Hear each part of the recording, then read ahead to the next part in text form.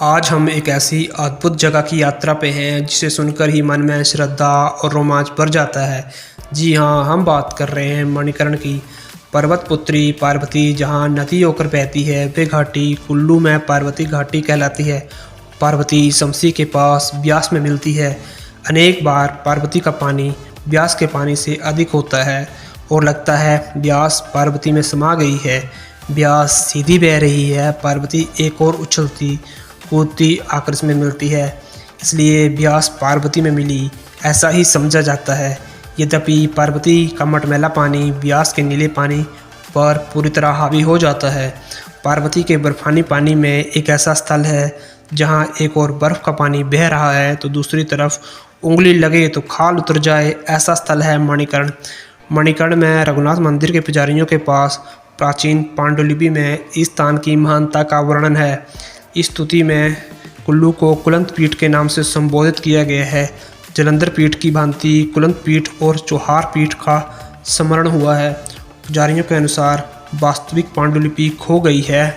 उपलब्ध पांडुलिपि को संशोधित करवाकर गुरुद्वारे के बाबा हरि नारायण जी ने छपवाया था, जो अब अनुपलब्ध हो गई है। पुरातन काल से ही यह तीर्थ तपस्वियों, साधु महात्माओं वे श्रद्धालुओं, धर्मयात्रियों के लिए आकर्षण का केंद्र रहा है। जे कैलवर्ट ने मणिकर्ण को होली सिटी कहा है और वर्णन किया है इस घाटी में विद्यमान चांदी की खानों का। इस घाटी में मणिकर्ण से आगे उच्च नामक स्थान में एक चांदी की गुफानुमा खान है। कैलवर्ट ने इस खान के उत्पादन का 1863 में लाहौर संग्रहालय के प्रदर्शन में उल्लेख किया है। इस खान से चांदी निकाली जाती थी। ऐसा कहा जाता है चांदी बनाने का फार्मूला जरी के पास बगयादा के कायस्तों के पास था, वही चांदी बनाया करते थे। एक बार राजा के मन में आया कि क्यों न कायस्थ परिवारों से चांदी बनाने का फार्मूला ले लिया जाए और चांदी खुद बनाई जाए। इस उद्देश्य से उसने कायस्थ बुजुर्गों को तंग करना शुरू कर दिया। क्रोध में आकर बुजुर्गों ने फार्मूला ही जला दिया। कहा जाता है रघुनाथ मंदिर में चांदी की चादर चढ़ाई गई थी।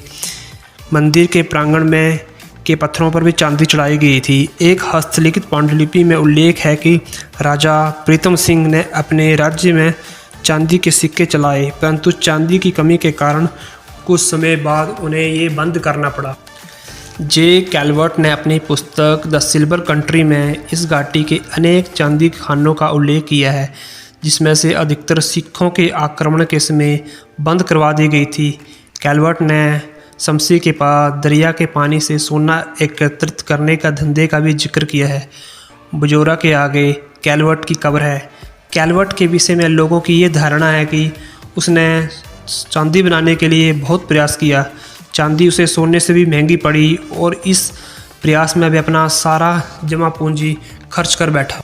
सदियों पहले इस तल पर शैव वैष्णवों का संगम हुआ।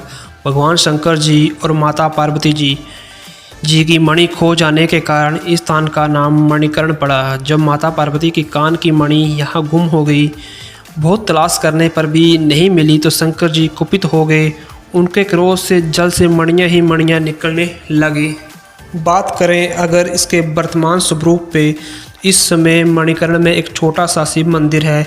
इसी के पास यात्री उबलते पानी में चावलों को भी पोटली बांध कर छोड़ देते हैं, जो 12 से 15 मिनट में पक जाते हैं। रोटियां पानी में डाल दी जाती हैं, जो पककर ऊपर आ जाती है। दाल सब्जी भी कुंड में पकाई जाती है। ऊपर रघुनाथ जी का मंदिर है, नीचे पुराने मंदिर धंसा हुआ है। ये मंदिर 1 शताब्दी पूर्व धंसा हुआ था। इसकी पुष्टि जे कैलवर्ट के कथन से होती है। रघुनाथ मंदिर के नीचे छोटे से मैदान में रथ खड़ा रहता है, ठीक वैसे ही जैसे ढालपुर मैदान में खड़ा रहता है, जिसका उपयोग कुल्लू दशहरे में होता है। मणिकर्ण में भी कुल्लू की भांति दशहरा बनाया जाता है एवं रथ यात्रा निकाली जाती है। ऐसा भी कहा जाता है कि कुल्लू में स्थित रघुनाथ जी की मूर्ति पहले यहाँ प्रतिष्ठित हुई थी। जब राजा सुल्तानपुर चले गए तो उन्होंने मूर्ति को कुल्लू मंगवा लिया, क्योंकि कुल्लू से यहाँ आकर पूजा अर्चना करने में कठिनाई होती थी। मणिकर्ण केवल तीर्थ स्थल नहीं बल्कि प्रकृति का एक अजूबा है, जहाँ आस्था, इतिहास एवं रहस्य एक साथ मिलते हैं। आपको वीडियो कैसी लगी कमेंट करके ज़रूर बताएं। चैनल को सब्सक्राइब करना ना भूलें। इन्हीं शब्दों के साथ दीजिए इजाज़त। जय हिंद, जय भारत।